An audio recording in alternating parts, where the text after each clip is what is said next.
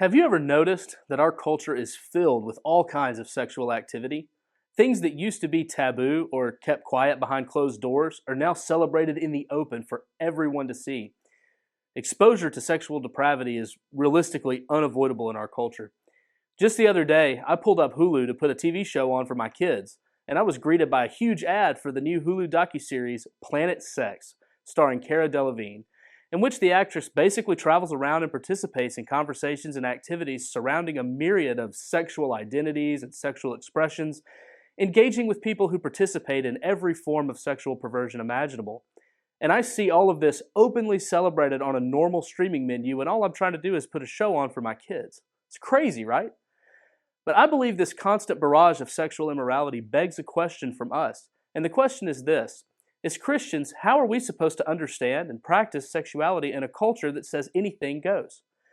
Well, in Matthew 19, there is a curious little passage in which Jesus addresses the disciples who asked a similar question regarding marriage and sexuality in a culture that was filled with sexual sin. Jesus essentially identified two groups of people who exist in this regard: those whom God has given to be married in a heterosexual relationship, and those whom God has given to be single. And he recognizes that there are challenges for both of these groups. It is, in fact, very hard to keep a marriage covenant for a lifetime, and it is equally challenging to live your life alone without falling into sexual sin. Regardless of our circumstance, however, Jesus unapologetically calls us all to live in obedience to God in regards to our sexuality. For the married couple, that means faithfulness and devotion to one another only, and for the single person, that means abstinence from sexual activity. Jesus upholds this standard for everyone, regardless of the sinfulness of their culture, and the Bible makes it clear that any deviation from this standard is sin. Each of us should strive to live differently from the world in this respect and be obedient to God's design.